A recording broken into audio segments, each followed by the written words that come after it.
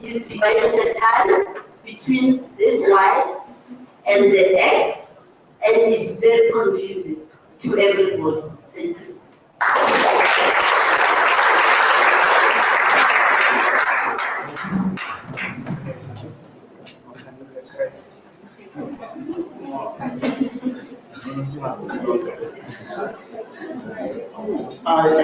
Are you still surviving?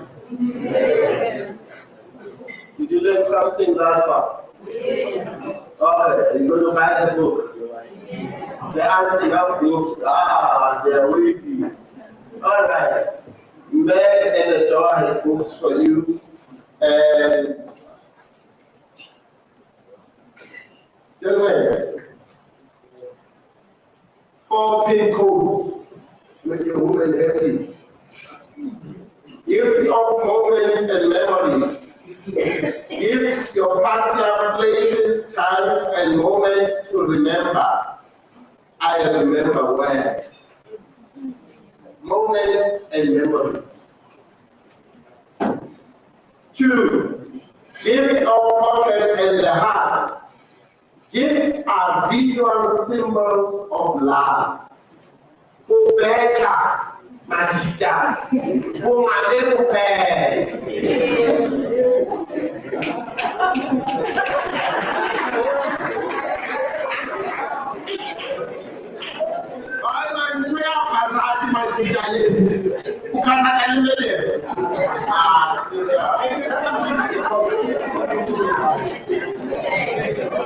And by the way, please, it's not about the price of the gift, it is the thought that counts. Am I right, ladies? All right. To me, the gift of hand and the heart, the touch. Let me read this. Touching is another way to affectionately transmit warmth. From the previous touch on the shoulder to an embracing hug or extended hand, you can convey warmth to others. Let me tell you, a lady says, you know, I don't know anything about rugby. I can't understand why when you pass the ball, you have to pass it everyone. And then they are always, you can see here are 10 men in front of you, and you still go to them. I don't understand. But to sit on the couch with my husband, his arm around me, and I feel his heartbeat, then nothing beats that. One of the tests, some of you have made introduction already says, the problem is when males want males benefit, but the freedom of boys. A man wants to get married, but he wants the freedom of boys. So you watch them by their diaries from Friday midday to Sunday midnight. Where are they? They want to be with the boys. Then they carry me away half a day. The same was in the house. Touch. Honor gifts. I'd like to suggest that we work on your observation of all that the wife is and does, so that you can appropriately offer her compliments before strangers do. Listen, every woman in this room, I want to give an example. Every woman in this room, there's something sexy about them. And thank God it's not the same thing. Oh, yeah. There are people who got teeth here to die for. There are those bracket holders that are no.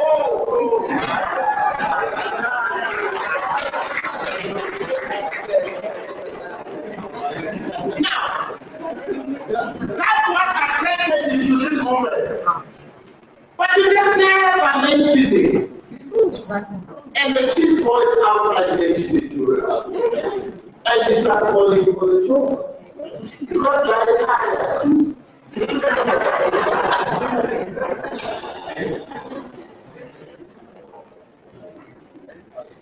Let me just say briefly, because our time is up, I have 1 minute. A relationship, Sylvia's relationship and a marriage is like playing tennis. Tennis doubles game.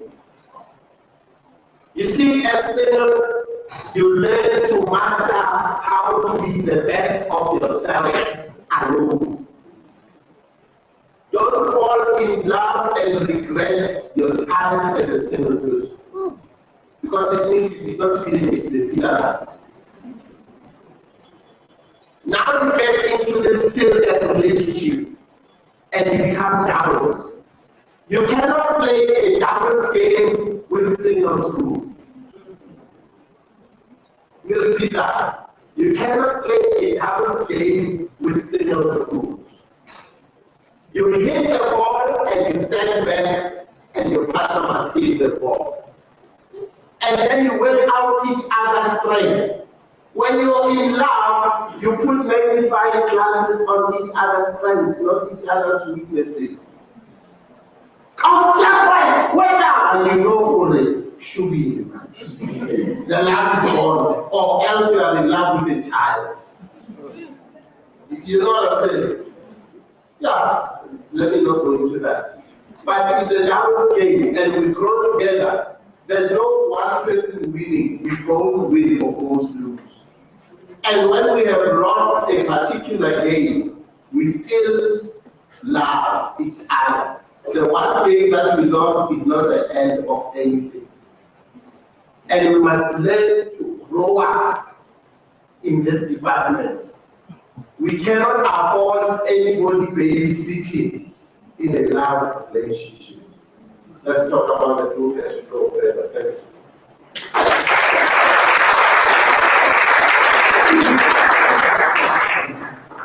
Wow.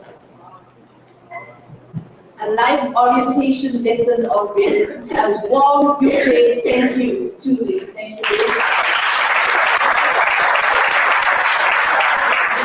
But you're not comfortable as yet. There will be questions that our audience is opening up for you. Or comments. They don't have to ask questions.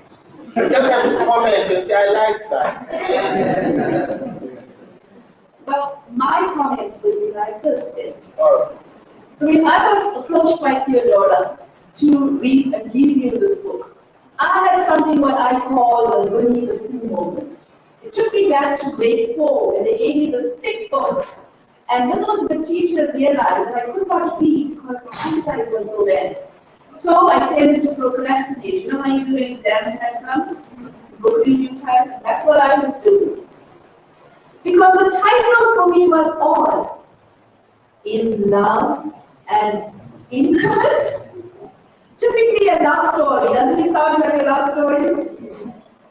It took me a while to put aside that kind of feeling and sit down and read this novel. I call it a novel, it could even be called a paperback, or as we in academia call it, narratives. That's what you've done. You narrated the story. Perhaps even a documentary at times.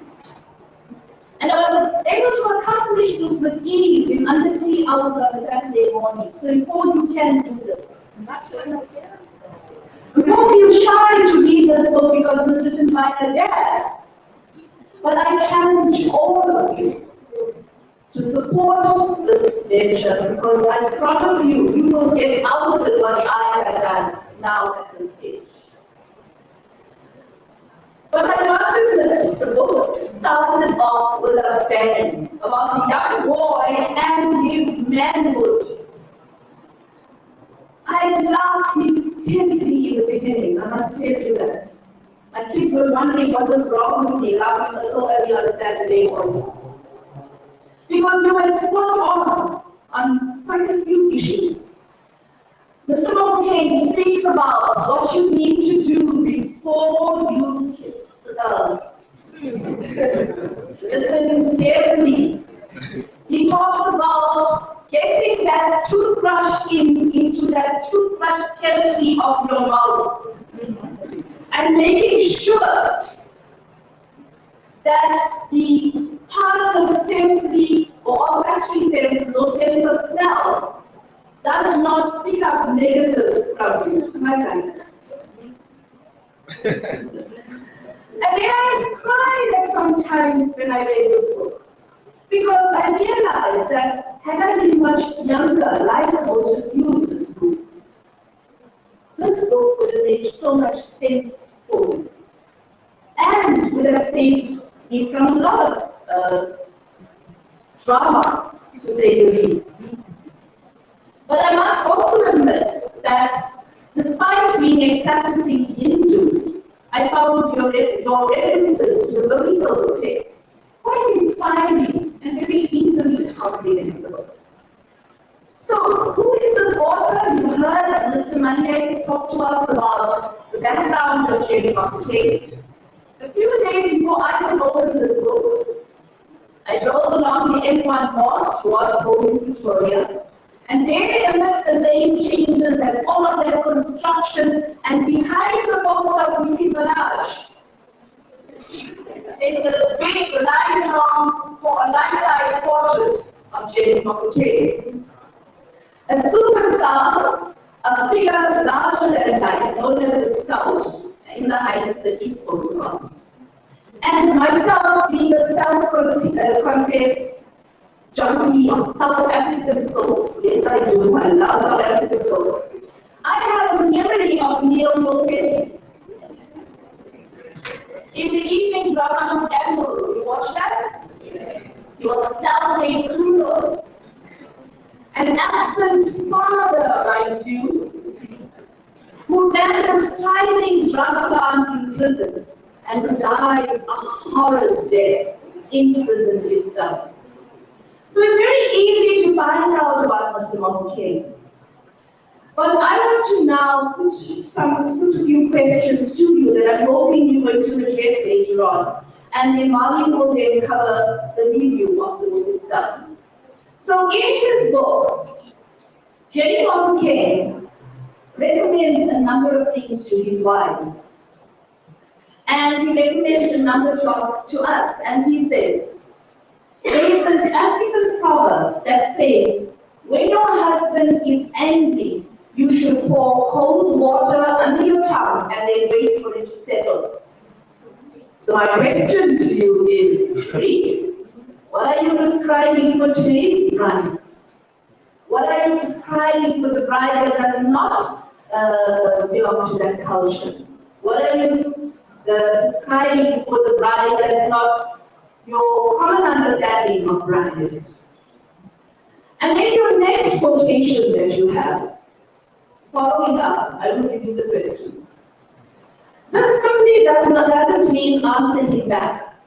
Let there be just one normal person in the situation. Women should not learn to fight like a man, because you will win the battle, but you will lose the man. So my next question, wearing my feminist hat, why the man?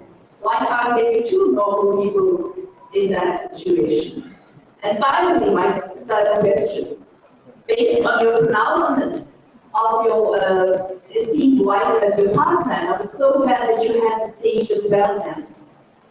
Out of 160 pages in the book, you only have 7.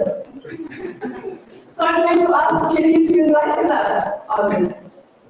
Ladies and gentlemen, I now have the privilege of calling upon my colleague, Marlene, who is also from the Department of Social Work, and like me, a registered social worker, who has worked with people in troubled marriages for many, many, many years.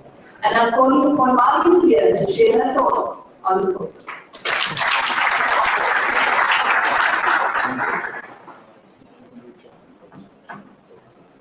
Thank you, Raj, and thank you everybody for attending this book launch. It's a real privilege to be here. So it was very interesting and nice for me to read something different for a change, because we are always focusing on academic texts and these serious theories and authors. So I found it relaxing. There was a lot of humor that Raj mentioned, and yeah, it's just a thought-provoking book that I've been recommending to everybody because there's a lot of reflective activities that could be used. I personally feel this book can also be used within our curriculum, for example, with our social work students. Some of these reflections and activities that you can use within the individual counseling, with group conversations, and with community education as well. And I think our students can also benefit from this as they journey your own life through relationships. I think the strength of, and I want to call Jeremiah's name, because when you read this book, it's a personal story. And you will have the opportunity to reflect your own personal life story and your journey. So, in a way, I also feel that it's very important that we have more of these African stories coming out, because what is the main thing that we are confronted with at South African universities at the moment is to decolonize. We always draw on books and texts from overseas. We need to use things that is homegrown that we can relate to. So thank you for that, Julie. Going on to Zimbabwe, we go on the Rodney Bason's gene pool model to kind of analyze this book and to highlight some of the themes that has come through for me very strongly.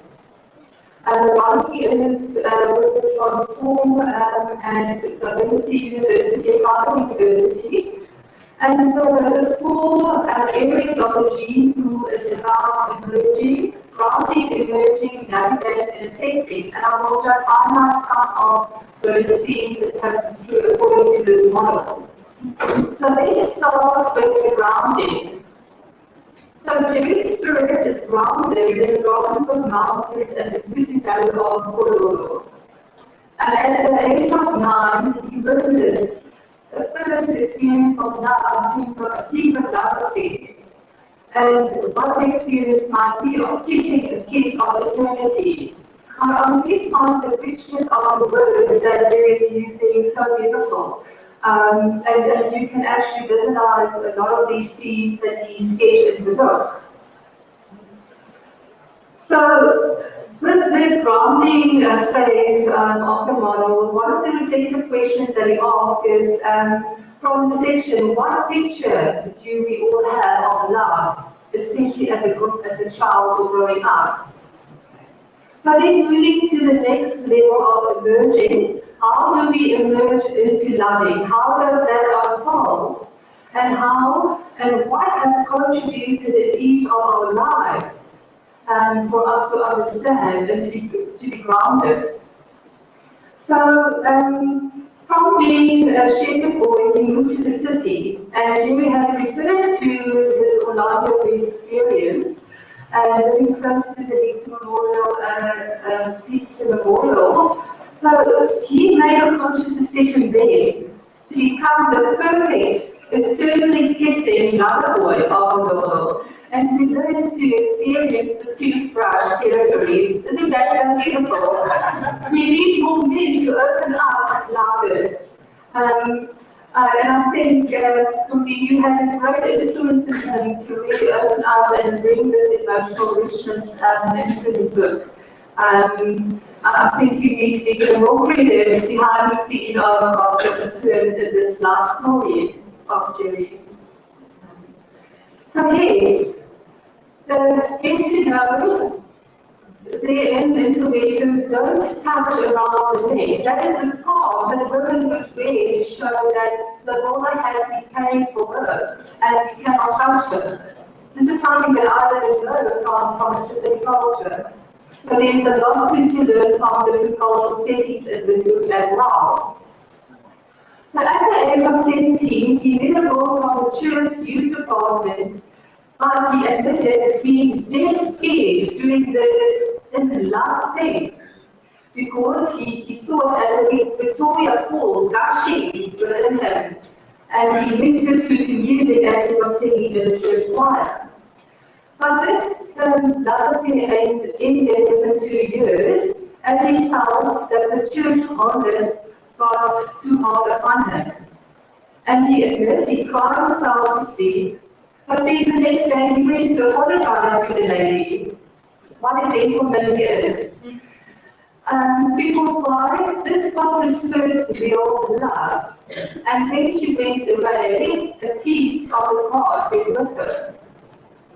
So with this episode behind him, he started to get and he addressed one girl at a time a chance in his life, and to grow a relationship with a girl that had the same stripes, whose credentials were right to explore territories within. So it's beautiful that the symbolism that he's playing with. So my question to you is, are you admitting that it's really so hard for me to be in a monogamous relationship? So the Sowetan Youth Uprising caused a breakup in that relationship because she was sent away to boarding school. And this real absence meant a lack of social communication in their relationship. Luckily, he managed within the 6 months that they were separated to go and visit her. But unfortunately, she was being cold, distant, and empty. So the golden cup of hoping of marrying her one day was broken. And he remembers vividly his mom's next morning cup of tea wisdom of whoever rejects you, relieve you of a burden. I think this is so often I want to repeat. Whoever rejects you, relieves you of a burden. And quite often I think the women cling onto our previous relationships and don't want to admit when something has ended and they need to move on, that the healing needs to take place. 2 minutes. Okay. So thinking that he was checked out with this last thing and going on a kid I believe, I thought this is going to be, he then saw this woman for the first time, and it was love at first sight, and it's now what? 35 years later. Isn't that a beautiful example to all of us? So one of the reflections that come out of that emerging behavioral model is what value are we carrying around of our childhood? So moving to the next area of the model is navigation, and I think both Julie and Philip have addressed a lot of those things, so I'm not going to repeat that. On the top, how do we connect? What are the gifts that we get? And maybe you mentioned 5 different gifts. Looking at the mirrors, the compatibility, asking those 5 questions that was mentioned, and I think the most important one is, why should I go with you? We have to integrate that. Quite often in relationships, men or women can't be without the other. So is it a question of, can we live separately? Do we love ourselves completely to be able to love another? So that's another question. So the next part also talk about intimacy and the starting of lovemaking and orgasm. So there's starting parts for you to get to read the book. And I think the real lesson is of your pleasure is mine. That is lovemaking at the base. It's total holistic, body, soul, and spiritual journey. And I would like to end with these words of page 144, that lovemaking, intimacy is a mutual exchange of love, of a loving service, of companionship. So thank you, and I hope you all enjoy reading the book.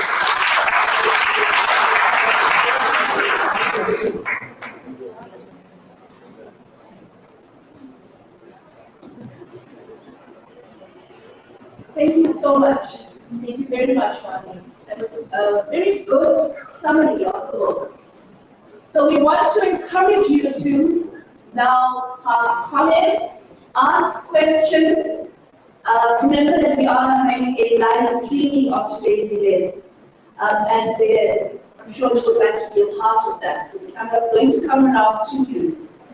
Can we ask for questions? And then I will ask Mr. Mofokeng to then come in. Okay, so I've got 1. I'm going to take 3 questions at a time. So 1, 2, and 3.